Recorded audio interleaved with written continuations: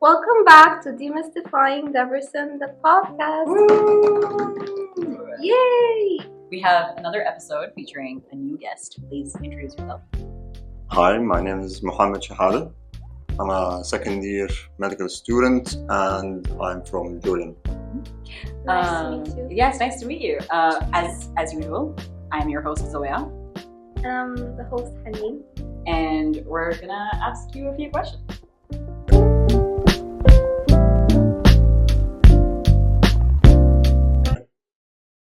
So, as usual, we're gonna start with our very first question. How did you find the University of Debrecen and why did you choose it? Yeah, so for that, I'm gonna have to go back like maybe 3 years into the past. I used to be in high school and I really wanted to study medicine. Yeah, I was very determined to find a scholarship for medicine. So I started looking around. I Googled stuff. I called people. I asked seniors, whatever. And then I stumbled across the Stipendium Hungaricum scholarship. Mhm. And then I looked into it and I found Debrecen itself.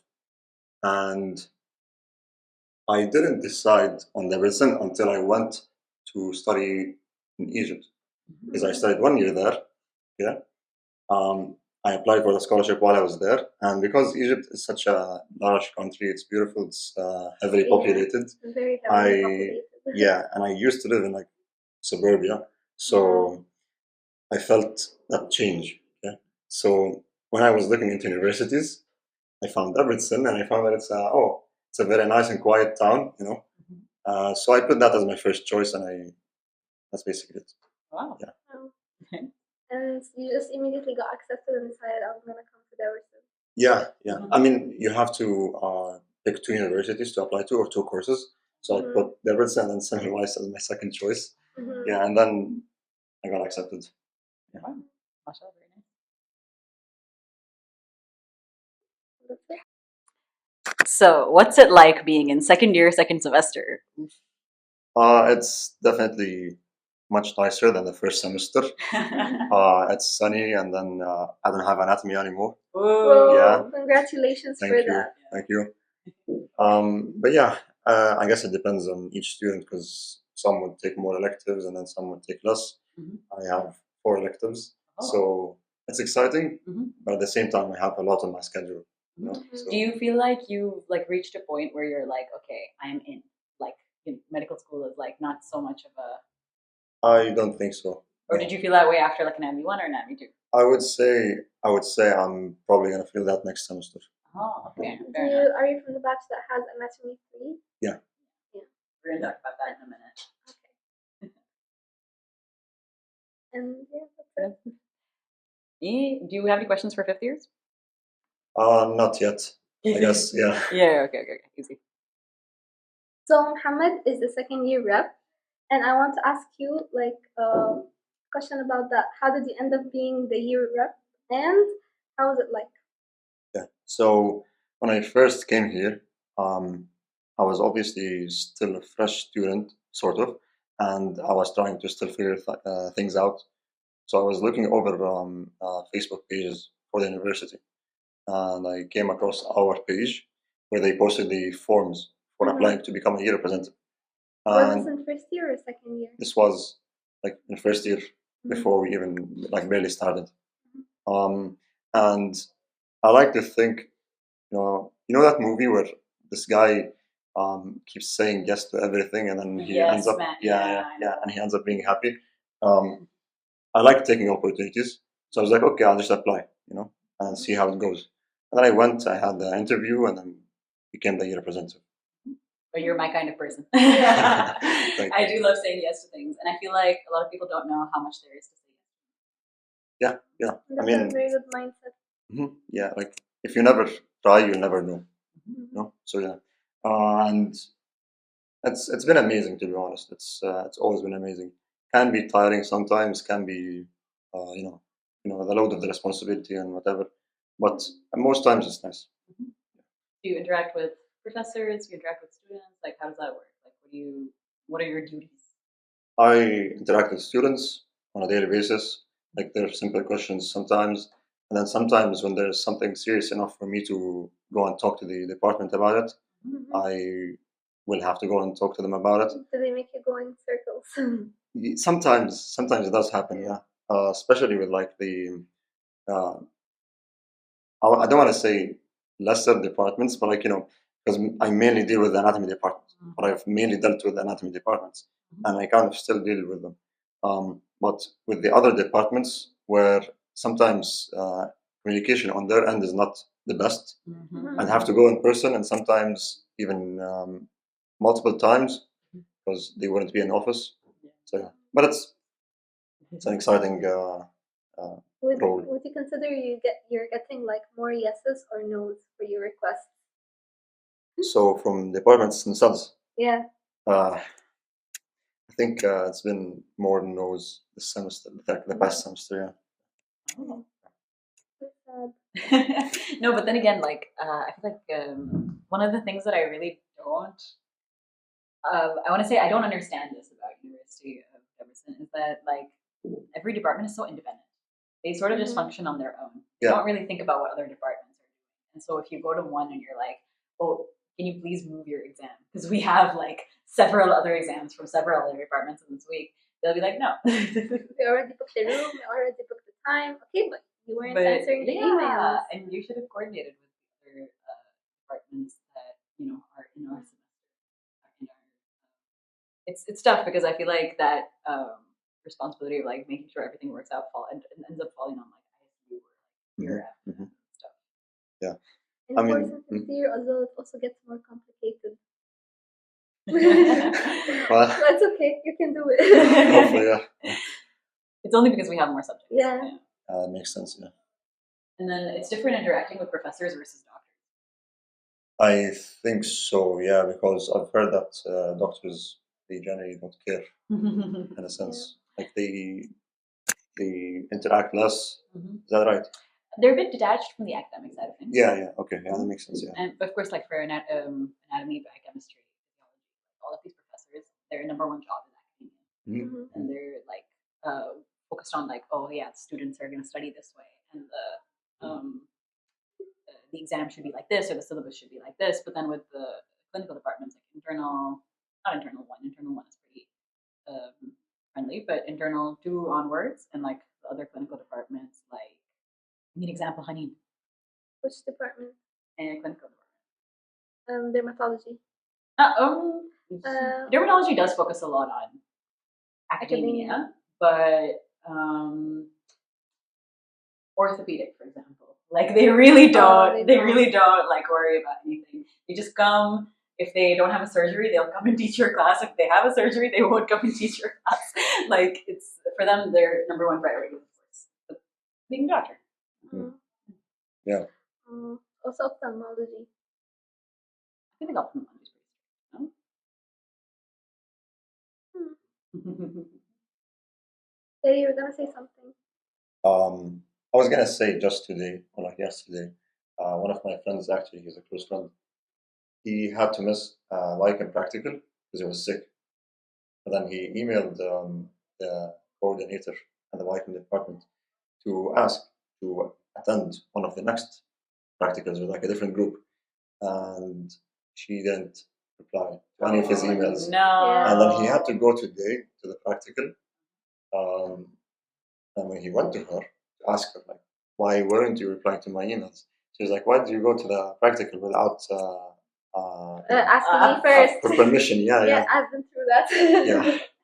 It was actually pain. The snake eating its own tail. Actually, the reason I missed mine was because in biochem they have like these weeks, like these groups do a certain practical and the other groups do a totally different practical. Mhm. So I prepped for the one, like it was the first week, so I prepped for the one that was not for my group, and I go and I'm not prepared. They're like, no, you're not coming in. So when do I have to make it up? I remember like we sent her an email, she didn't reply. I waited for the reply. I was a good student. My friend was like, I'm not waiting, and she went and she ended up getting scolded as well. Like, why did There's you no winning. Yeah, there's no winning.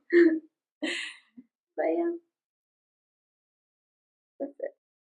Before we get into the nitty gritty of like second year and stuff, I do want to mention one thing. One of my second year friends, we did the TDK conference together. If you guys don't know what that is a research conference that takes place every year in February, in which any student who has done research can present. And we were all presenting our PowerPoint, and my second year friend paid for Microsoft PowerPoint.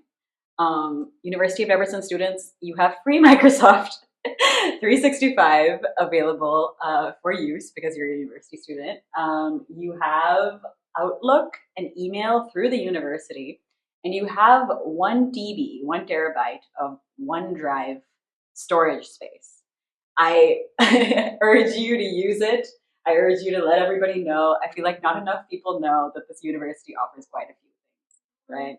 And it's not just like, because there's also like Amboss, there's also like discounts for several things, like there's Kaplan, there's a couple of other things, but this is one that really just like flies under the radar. And pay attention to the groups, because the Amboss thing, it was posted on, I think, the med student group or something like that by the ISU, and 200 people get like a free subscription. Oh. But you have to sign up for it. And if you use it, you're more likely that you're gonna get subscription again. If you don't use it, like because many people didn't use it, they were thinking of even canceling the whole thing. Mm-hmm. So, yeah, the more you guys use, the more we benefit. Yeah, it's also like because there were a couple of students in fifth year who wanted to get a UWorld discount, but they didn't get enough interested parties, so they ended up not giving to us. But they could have if we had enough people saying like, "Yeah, I want." Also, because you guys are still young, you can try and get like an osmosis subscription, because apparently I haven't heard about it in Hungary, but other unis and other places, the students speak up to the uni and they try to get like osmosis discounts and stuff, which is very helpful. But like, we're graduating students, we can't like.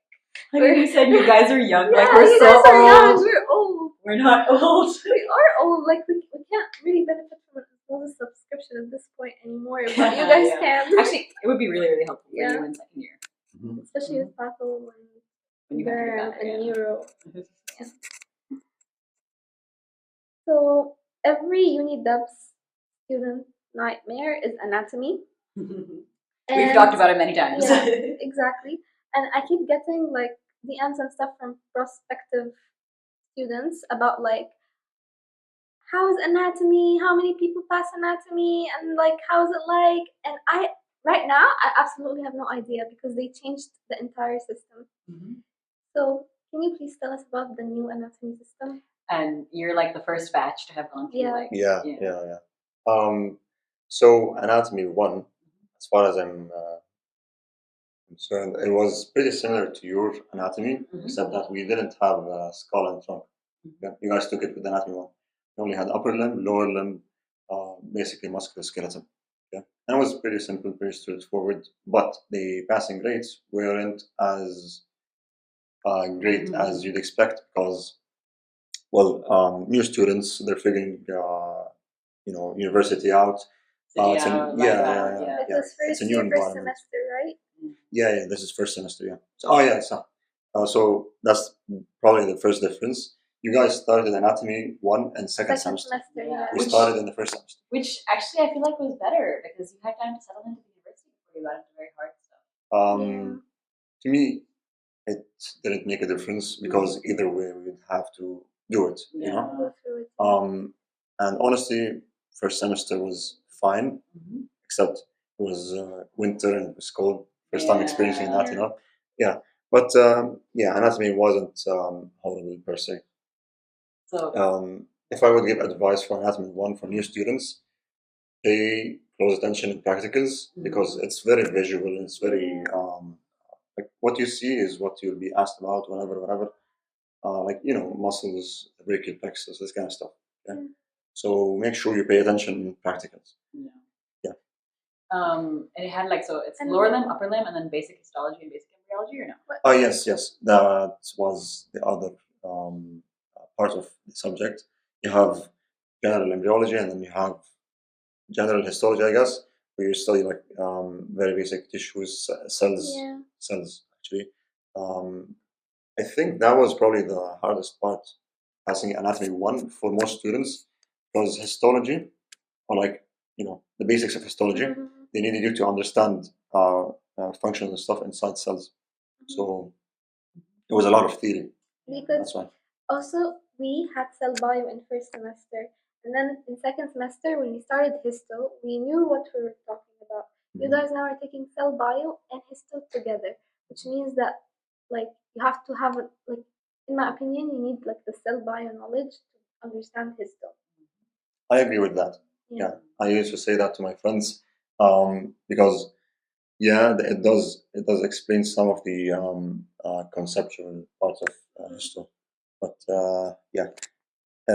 if you study, you'd pass. Yeah. Okay. Also, during our year, maybe it was because of COVID, we were able to like, let's say if we passed, because Histo 1 was like Histo 1, Histo 2, it was like two different SCTs, and then embryo was like a third SCT, okay?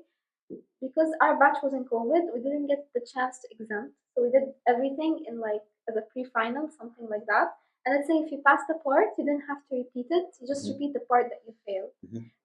Is that the same thing now, or way different right now? We don't have SATs and we don't have exemptions. No more SATs. No more SATs and no more exemptions, and no pre-final, and even the anatomy ID exam doesn't give you any exemption. No. Wait, what is the anatomy ID exam for then? Just it's the practical course now. So okay. if you pass that, you can do the lecture course, which is the theoretical part. And there was, well, you mentioned SATs and something else. What was it?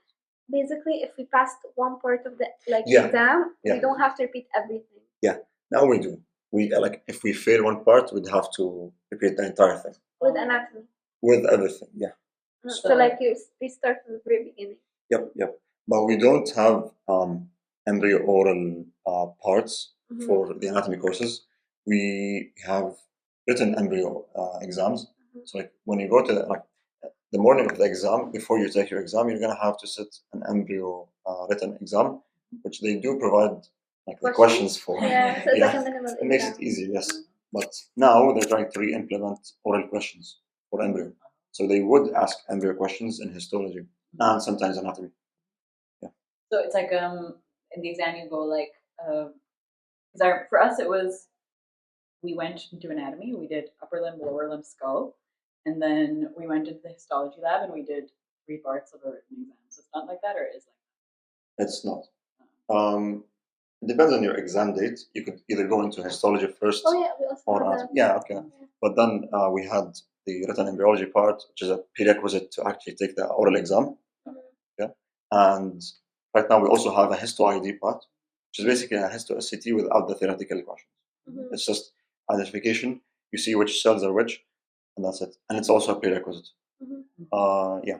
It's like they added 2 minimals. Basically, and you have to do this during the semester or in the actual exam? In the actual morning of the exam. Oh, okay. Yeah. And then you go into the anatomy. Yeah. It's like two computer exams or 3? 2. Just 2. It's crazy. I feel like a grandmother. It changed so much. Oh my god. I did like have a moment there when you said like, oh, it was COVID, and I was remembering giving my exam in COVID, and I was like, wow, we're in 5th year. That was 5 years ago. It's been a while. COVID didn't feel it. It still feels like it was just recent, you know. It's like receding into the distance. Yeah, how was it, by the way? Did you like go into the dissection rooms and you had your exams there, or? We did go into the dissection. We just didn't have any classes. We just didn't have any practical classes. It was all online. Okay, but her experience was different. Yeah, my experience. Yeah, you came in the year like COVID happened. Yeah, so I came in 2019, right? And I was here when COVID hit Hungary and like most of the world. We like suddenly all of our classes were transitioned online. It was a very hasty, very like not very greatly planned transition, not just for UNIDEP, but like for the rest of the world as well. Everybody, we thought we were going to be gone for 2 weeks, yeah. And suddenly after 2 weeks, and all of my classmates' parents are like, "No, come home because this is getting like serious."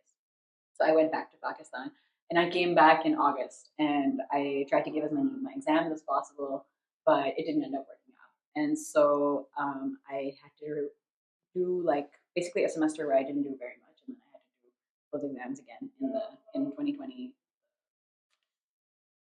Like you came in that September 2020, just after I had like because finished my exam season, so to speak, because they extended exam season all throughout the summer. For me, like basically I did the entrance exam. I was a 2020 admission, and I got in, and then they asked for the fees. You have to pay the entire thing by July, okay? And that's why it's like pre-COVID, and I did that. And then September came, and COVID was still starting, but then the uni decided it would be in person. We all thought it was gonna be online, even like it was in person, and then there was the whole problem of traveling during COVID. So I came, and then we did like 4 or 5 weeks in person, and COVID peaked again, and then they decided to switch everything in November to online. So we had like a good 5 weeks of anatomy practice. I would say something like that. Oh, I can't. It's crazy. Can't imagine not having anatomy practices. Wait, but like anatomy started. I remember Wait, Roland I'm mixing Dakac teaching us. but like both semesters were similar. I remember Roland Dakac teaching us from his baby's room. You can see the crib in the back, and he's trying to teach us like lower limb, upper limb, but it's just not working out because all of us are asleep. Because I mean, anatomy is not something you can learn online. Yeah. You really need that, and I feel like I really like when I gave my exam, I felt the lack of knowledge. I was like, oh my god, I have no idea what I'm looking at. But it was like COVID, it happened, or it happened once. Hopefully, never happens again. And then like they eased back into normal classes like very, very, very slowly, and then sometimes they would recede it, and then sometimes they would like be like, no, in person again. No, not in person anymore. In person again. Yeah, because first semester we didn't have anatomy, and then we sat at home from November until the end. Then second semester we had anatomy. I remember 4 practices we took, and then we sat at home. But they allowed us, like in exam period, to come and look at the corpse, which is something I love about Deverson, and it's not in every uni that we actually see proper dead people. Yes. Yeah, that's true. Not every uni does that. And it was only, I think, when we started in Anatomy 2 in September 2021 that they had fully transitioned back to being in person. Yeah, that was Anatomy 2. And that was an easier experience. Like I found Anatomy 2, I'm gonna be honest, easier than Anatomy 1 for this. Speaking of Anatomy 2, for us, it was second year first semester, and it covered absolutely everything. It was like head and neck, thorax, abdomen, pelvis, and embryology, like complete embryology, and then complete histology. But for you guys, it's I think it's like first year, second semester, and it's not everything. Yeah, so it was thorax, abdomen, pelvis, and that's it. And then for the histology part, you'd expect it to follow the same sort of thing. And then embryology was systemic embryology, which was honestly much nicer than general embryology. And then anatomy too wasn't that, like, it was nice, don't get me wrong, it was very nice, but it just didn't feel like anatomy. Really? In a sense that it's like, oh wow, I have an anatomy exam, you know? It was very easy. Oh, okay. Yeah. And I go back to like the same thing I said. If you really focus in classes, you'll be able to do it way, way easier than just studying theory and then going to an oral exam, you know? Okay, honey, you can tell your DMs. Yeah, and to study properly. And also osmosis, I feel like if you're not that person that like focuses in class, I've like logged into osmosis and I see they have really good anatomy. No, I'll say that GenHub is the standard anatomy. That is GenHub is better. GenHub really is great. amazing too. I'm just saying because I'm a video learner. Yeah, GenHub has videos. It's like it's just organs, I think, at the end of the day, like anatomy too. Yeah. Just figure out a way to study, to be honest, and be on track. Indeed. And then you have the new invention, Anatomy 3. Anatomy 3, wow. Not technically a new invention, because we had neurobiology. But yeah, then but let's be fair.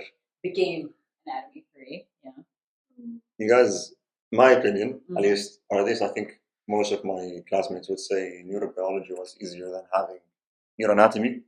anatomy 3. Mm-hmm. Because anatomy 3, the oral exam would cover everything. Mm-hmm. Yeah. And So we'd cover have everything, meaning One and neuroanatomy. Yeah, no. So one was in the ID part of the exam. Okay. So we had an ID exam in the theoretical exam or in the theoretical course. So we had the practical course Mm-hmm. and we had a theoretical course, which had the final comprehensive exam for anatomy. And it was basically we'd start with the two written tests, histology, embryology in the morning, and then we'd go to either histology or anatomy.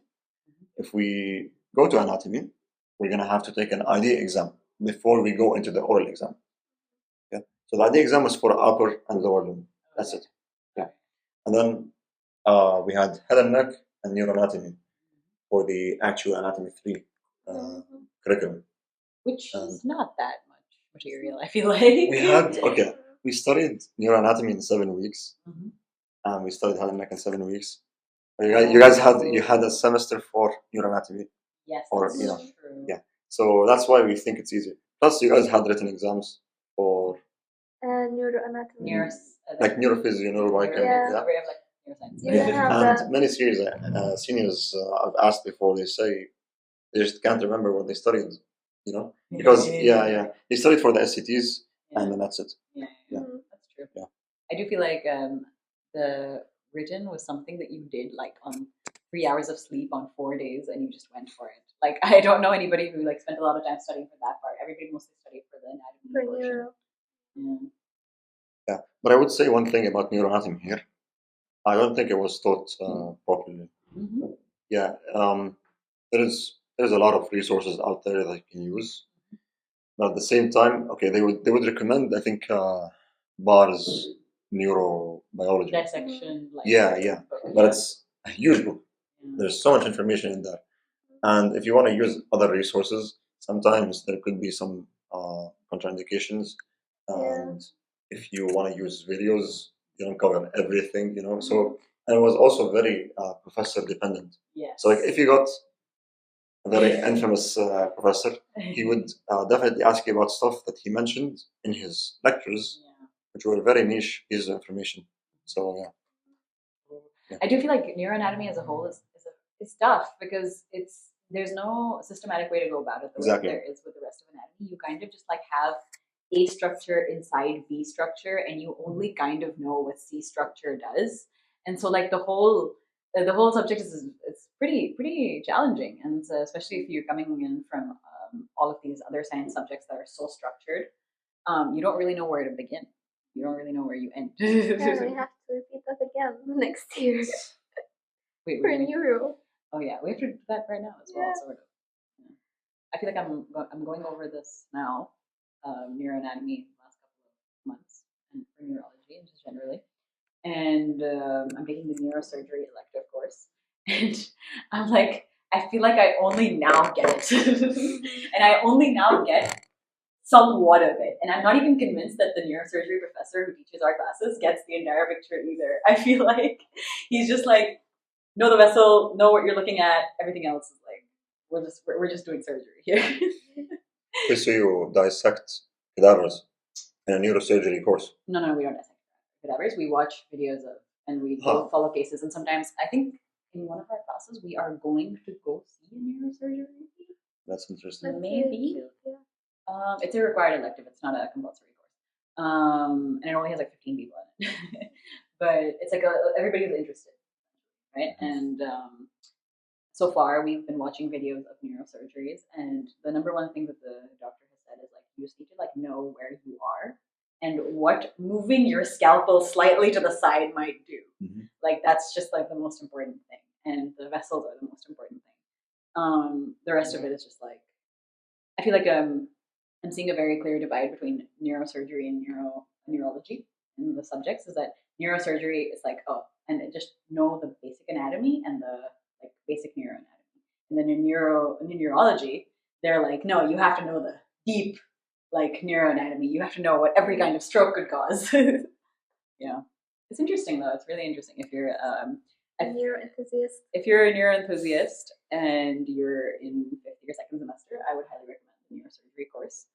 I feel like not a lot of people know that it's there, and it's interesting. Actually, a lot of people want to take electives, but they finish their electives too early, first, second, That's third true. year. I'm the only person who has Yeah. electives left. So my advice to second year students, those who tell you, oh, get your electives done quickly in second year, third year, don't do that because You might those unlock electives, some nice ones. yeah, exactly. Those electives are low-key like more scientific and boring. In Mhm. 4th and 5th years, there are like practical electives, nicer electives, once things you- that are very interesting. Once you do cardiology, you unlock a whole host of cardiology electives that are very interesting. Once you do OB-GYN, you can open up a whole bunch of OB-GYN electives that are very Also, cool. like the uni does something that really annoys me. That gives like these like cute subjects 2 credits, and you already like you're done with your credits. Like how am I like how can I take these credits when it's like 2 and like 3 and like 4 and I'm like I don't need that much. Mm-hmm. Are you done with your electives?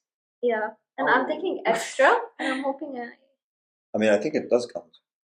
What do you mean? Like, it does count You just into your final credits because you graduate with like Yeah, 364 credits instead of I think 360. more. I think because I think I'm gonna go to 170. Yeah, I didn't even know that was I didn't know that was possible. yeah, I mean, if you finish, for example, if you finish your required electives and you want to take more required elective courses, those will count as freely chosen electives. Yeah, Oh, yeah, yeah, that's oh yeah, I true. did Yeah, that. yeah, Yeah. Yeah, so- I took from those a lot. Yeah, So, yeah. yeah, that's a problem. Yeah, I have one I think required elective left, and I think 3 freely chosen left. But yeah, if I wanted to, I could take all the required, and it would just. But the university would automatically put it into freely chosen.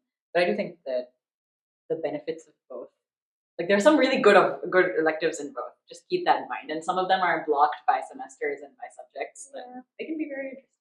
I think the difference between these two categories, like in the first maybe 3 years, maybe, is very vague. Mm-hmm. Like freely chosen and required electives, like it doesn't really make sense what each is, you know. Yeah. But then, as you said, required electives, they get unlocked when you unlock more subjects or whatever. Yeah. So yeah, I think required electives are the ones that are sort of like the university would like highly recommend them because they can really add to your education, and the freely chosen ones are just like do what you want, kind of. Also, some electives are online and 3 credits, and I remember back in the days, like lots of people were like, "Take it, it's 3 credits, and so mine, you know, it's a win-win, it's an easy 5." And I really regret those. So if you ever come across like a weird subject that you're not gonna need and 3 credits but online, don't take it. It's not worth it. I'm just looking at required elective courses for the 5th year. So there's like advanced surgical operative techniques. There's basic laparoscopic surgical training. There's clinical radiological case reports. There's neurosurgery, microsurgery, sports Reproductive medicine, endocrinology and fertility. yeah, Amazing elective, amazing doctors. metabolic imaging and oncology. All of these are very, very, wow, very. It's like whatever specialty you're interested in, you can just sort of choose. Like, oh, I'm going to go into this one. I'm going to like look at this one. There's surgical anatomy, surgical biomaterials. With freely chosen, it's just like more of a flexibility thing. It's like end of life decision. Although I think end of life decisions ended now. I don't usually see that. But there's like end of life decisions, like that one course that's like comparing science fiction and movies and that everybody wants. There's like Hungarian. Bioethics on film or something. Yeah, bioethics on Religion film. and healthcare. Religion and healthcare, cultural healthcare, like all of these classes, that's the difference, and you start to see it more and more as you progress on, I think. We're done? I think so. Well, guys, Mohammad just asked me behind the cut. He asked me about Erasmus, so I am going to talk about Erasmus. So a lot of people are unaware, but University of Everson has an exchange program with several universities across Europe.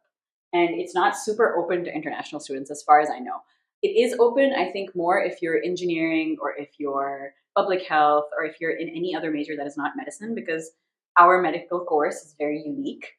And if we were to go for an Erasmus semester or an Erasmus year, there's no guarantee we would complete our credits or the requirements that our university demands of us to get. Or we would like miss out on something. We would miss out on something, yeah. But it's not the same for Hungarian, Hungarian medical students and foreign medical students. So there's lots of exchange. If you ever see a large group of Europeans around, you can be sure that they are Erasmus students. And they're largely, you will see them in third year, you will see them in fourth year, you will see them in fifth year. And a lot of the times they'll be taking classes across all the years. Before every semester, Neptune sends out an email saying like, oh, Erasmus buddies, like you can apply for one. And so before my fifth year first semester, I was in Debrecen. I was just minding my business, and I got the email, and I didn't have anything to do, so I decided I'll give it a shot, and it was a great decision. I applied. I filled in the form. Then we had like a round of like video interviews that were like 5 minutes, and they asked me a couple questions. And then a couple of days later, I got a call back, and they were like, "Okay, we've selected like 20, I think. I don't know how many there are exactly. We've selected like this many people to be buddies for the incoming Erasmus students." And so I got assigned 3 people at the time, one girl from Belgium, one girl from Romania, and one girl from Portugal. And what I had to do essentially was to help them get settled into Debrecen and help them get familiar with the city and their courses. And that was actually a really fun time. Like I ended up, I spent a lot of time with one of them. I didn't spend a lot of time with the third one. But that experience was really, really fun. And if you follow ESN Debrecen, Erasmus Student Network Debrecen, on Instagram, they're always having some kind of event. They have a standing event every Wednesday night at Bacalit. Right now, there's a lot of Spanish students, there's a lot of Italian students, there's what other nationalities? Portuguese. There's Portuguese, there's Romanian, there's even Turkish. Like one of our friends has a Turkish Erasmus buddy. Really? I didn't know that. Yeah, there's a Turkish and Kazakh as well. They come for the semester. They're doing their best to enjoy their lives basically. Erasmus sets up day trips across Hungary, weekend trips to Budapest, weekend trips to like Bratislava, Vienna, and you can join them even if you're not a buddy. If you're not, if you just want to meet people. I feel like Erasmus is such a great way to meet people. Yeah, it's actually very interesting. Yeah. Okay, guys, come on, be serious. But, it's interesting. As international students, right? I've noticed like we stick to ourselves. You know, we make friends within our groups, within our batches. Most of my friends are Arab. Most of my friends are like from Asia or the Middle East. Yeah, like Kazakh, Turkish, Indian, like. It's just the people that you're around it all the time. This is who you make friends with naturally. And the Hungarian side of this uni and the international side of this uni are so disconnected. It's very, very interesting to make friends with other European people, especially when they don't know anything about your country. Very enlightening. I mean, I live with Hungarian flatmates, and they're very curious, so I just make sure to answer the questions. What's funny is their humor is very different than ours. Like they have, like for example, whatever they see on their social media platforms is going to be very different. So you can't really like use that, you know. Okay. What do you talk about then? We talk about their days, and then they're like, "Oh, did you learn Hungarian yet?" And they try to talk to me in Hungarian. Have you learned Hungarian yet? Not really, no. Yeah. But yeah, if you are interested, I think the next upcoming event is tote bag painting on Monday. Like they're always doing something. There's ice disco tomorrow, today. Yeah, and karaoke night last week. There was karaoke night on Wednesday. I went. That was a really fun time. I think it's a great way to meet people. I think that they do such a great job. Shout out Rika Makos and the Erasmus team. There's I think 7 or 8 Hungarian students who are involved in the Erasmus student member program. They assign all these students to buddies. They like organize all these great events. They really try to make the Erasmus student experience in Debrecen really nice. Which is something actually that I'm jealous of. Like, why don't we have that experience as international students? Like, we also want to make I know that they make like this freshman week, whatever. But I never had it because of COVID, and that was really sad. They never did like a freshman week for second year students. And then we also want to meet people. We want to meet younger people. You have to rely on like things like blacked out events and ISU and like any other like Jazz Club and stuff. Like you have to kind of seek those individual organizations out. But it would be nice if we had something like Erasmus students, like every, let's say, Monday night. We go to Yeah, banquets or that's something true. and That'd get to be know nice. people and see who's coming. And if Mohammad, they you're an have ISU a member. student that needs help, yeah. Yeah, they That'd be do really have nice. a bit of a buddy program for younger students who need help. It's a tutor program, right? Wait, for ICU members? Or you mean like There was like For an the email first year about you mean mentor? Yeah, The mentor mentorship, net? yeah. Okay. We are still to properly implement that officially. Yeah, but we did try to get people. It's just that students are very awkward with each other. That's Yeah. true. So like they get matched with mentors and mentees and whatever, and then it doesn't work out. I got matched as a mentee to a mentor who was, I think, Irani, and she answered a couple of my questions, and then she just like didn't know what to do with me. So yeah, there is that. Yeah. But I think that it really is nice that in Erasmus, in ESN, like the people sort of check you out, like vet you out a bit, like what kind of person are you and what kind of buddy do you want? Because they did ask me, and I was like, I would prefer a girl actually. And so the person that was assigned to me was a girl from a country that I hadn't this semester, from a country that I hadn't been assigned before. And I think like just like when you see each other like every week, like it's like every once in a while at an event, they get to check in on like what is the relationship between you and your buddy like, and they get to see like what the vibe is, and that I think that more or less determines whether or not you stick around for another semester, whether or not you and your buddy are doing well and getting along. True, there is true. It happens. Like there's buddies and there's like what do you call it? The Erasmus student themselves like sometimes comes and knows everything. Like one of my Erasmus buddies knew everything when she came here because her friend had come here and given her like she didn't need a buddy at all, but we still hung out. We went for ice cream. We like did a couple of things. But yeah, that's basically what I wanted to say. Is like this is be aware. Erasmus Network Debrecen is always doing great things. You can always come hang out. You can always join the events. You can go on the trips. There's always going to be someone to meet. And I've noticed that a lot of Erasmus students who leave here are actually very sad to leave. Wow. After one semester, they're really sad to go. Which is funny because I don't think a lot of them Debrecen was not their first choice. It was like their third choice or fourth choice on the list, And they came here because they were like English university, their skills, meet some international people, but they end up having I think that works for them because they're looking for socializing events, But then I want to go back to like point where we're international students, but somehow we form these enclosed communities, like even within our own groups, and it just becomes weird. You try to interact with people, sometimes they're meh. So yeah.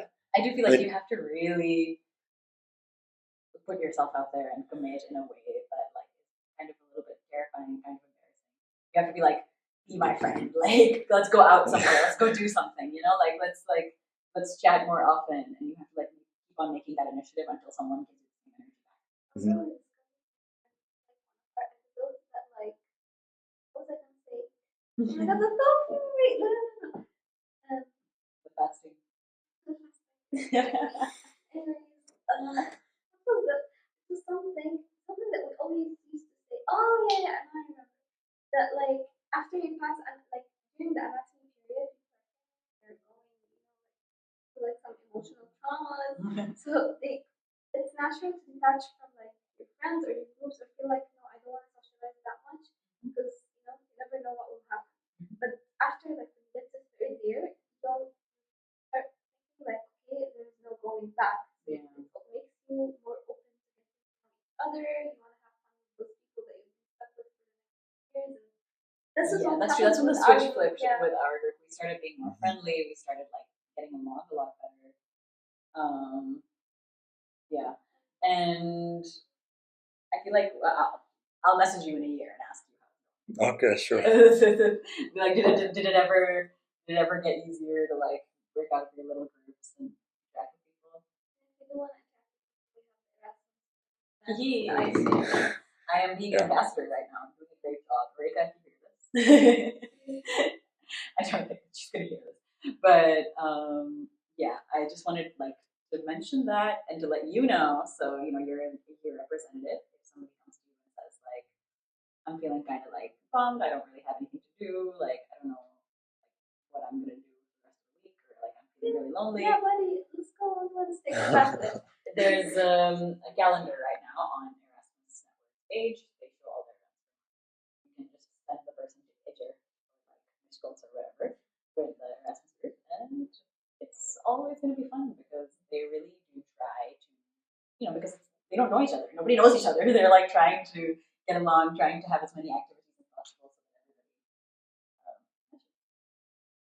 everybody. Shout out to the guy who sang in Swahili at karaoke night on Wednesday. He was amazing.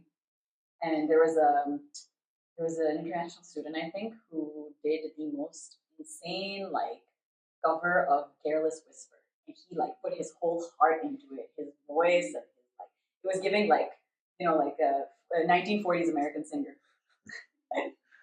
They really both I don't think either of them were there for Erasmus, but because of the Erasmus community, because of the vibes, because everybody was just enjoying themselves, they were really able to let go and give into the. It's fake girly.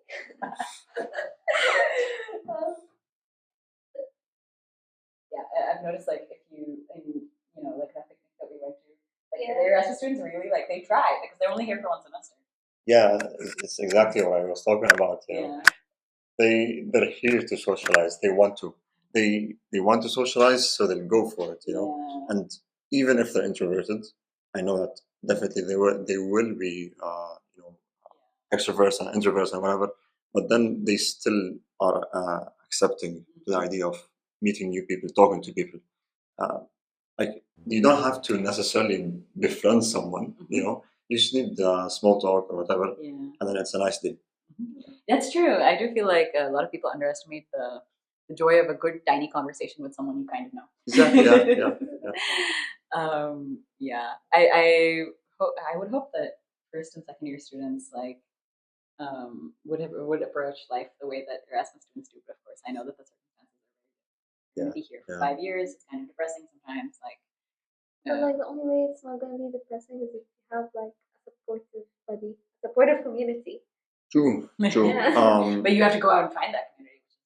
It's very hard. Yeah. I mean, personally, my group is very nice. I would say it's probably one of the best medicine groups here. They're all very friendly, very nice people. But I'm ashamed to admit that I was very robotic. In the first few semesters, I was acting. I mean, I was trying to act professional, I guess. Go to class, come back. Yeah.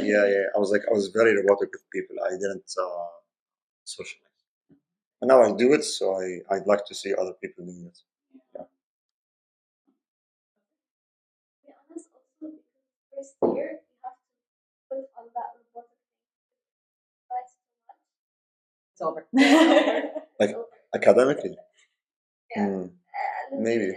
First year, yeah, but the second year, third year, it's more difficult to socialize and study. It's a sad fact, but that's why it's very hard. Very sad that they made anatomy in the first semester because you guys have to delve into. You have to start I see what you mean now.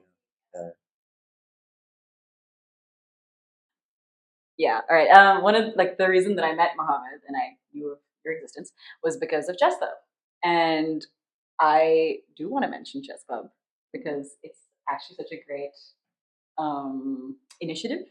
I want to say it's a really really great club, and shout out to Samuel. He's doing a great job of running it this year. Do you go every week? I try to, but I have to go to the anatomy club first because I mentor them. So it's 5 to 7. And when I finish anatomy club, I can go to this club. Tell us about anatomy club. So it's amazing. It's anatomy too. We try to grow the club,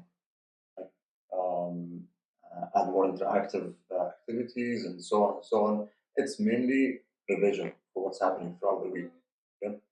I think it's nice, and it's definitely a nice opportunity for students to review what they learned in the active atmosphere. Mhm. We also do mention clinical aspects of anatomical structures. We have 4 years, so that's nice experience.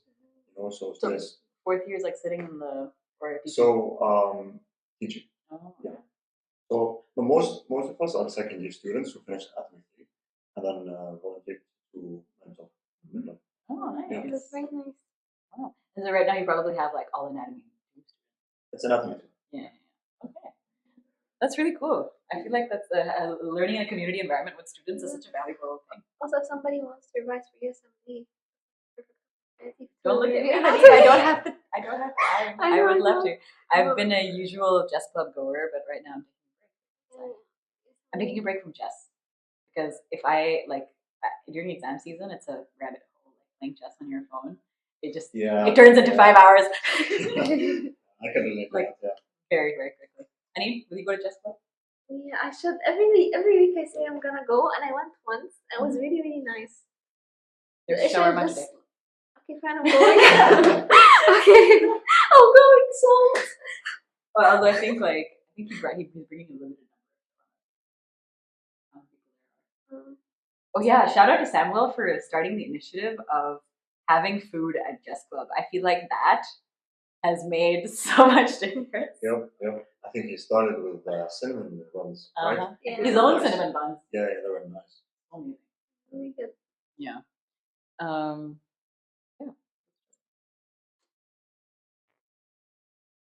So, we are concluding this beautiful episode by the usual questions that we ask. Did you always want to be a doctor? So as far as I can tell, yes. But I had a phase where I just really loved marine biology for some reason. So I really wanted to become a biologist. Marine biologist. Yeah. I loved it. But then I started thinking more realistically for some reason, around 7th grade or something.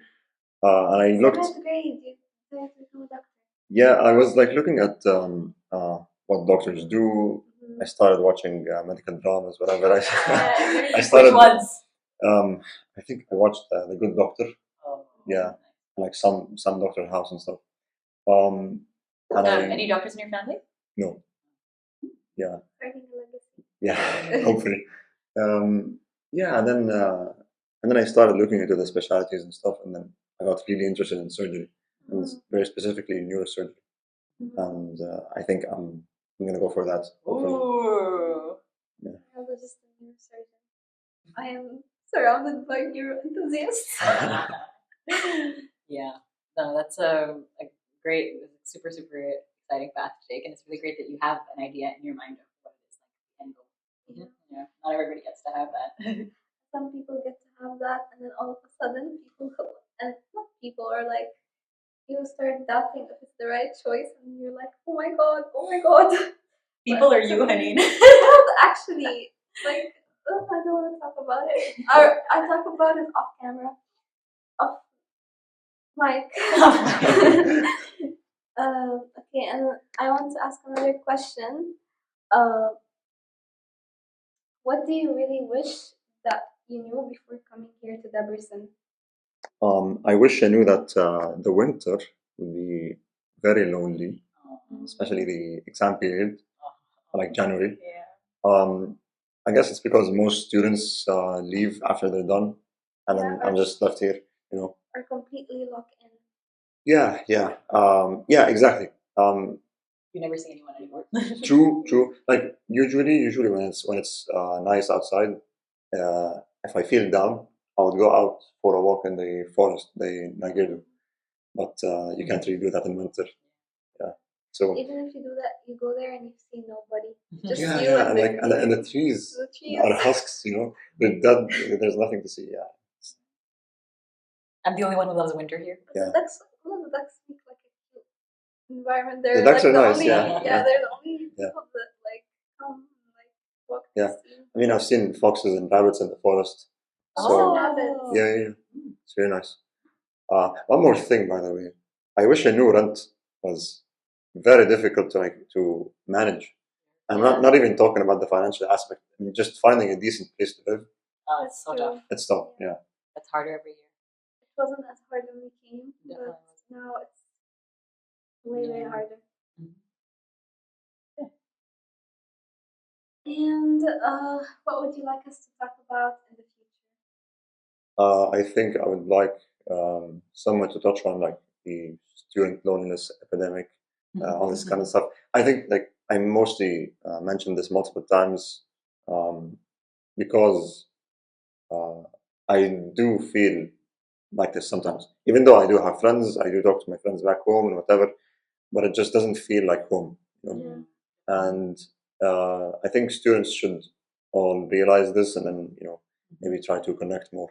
Exactly, like because you're so far away from your own family, you need to make family here. Like go out. You need to be comfortable and feeling uncomfortable. This is the only way. I feel like it's really easy to get like sort of left on the sidelines. It's very easy to not really have anyone that you can go to. It's really easy to just go to class and then go home. But there's Erasmus events. There are always people around. I think you go to anatomy club, you go to chess club. I've noticed that once you start doing things for the sake of doing things, like I know somebody who would go running every day in the place next to LC, the ground, and ended up meeting a couple of friends who also went running there. So you just if you they started a running club. No, they just started friends now. They can start a club if they want. There is a running club. And I go. Oh, nice. I mean, like, I think what you're trying to say is if you go out and do something, just do stuff. And you find people that are looking for the same exact goal as you. Yeah, just keep showing up. That's true. People are always going to keep showing up as well. You're not going to be the only one. That's what And also, for the people, try and go. Yeah.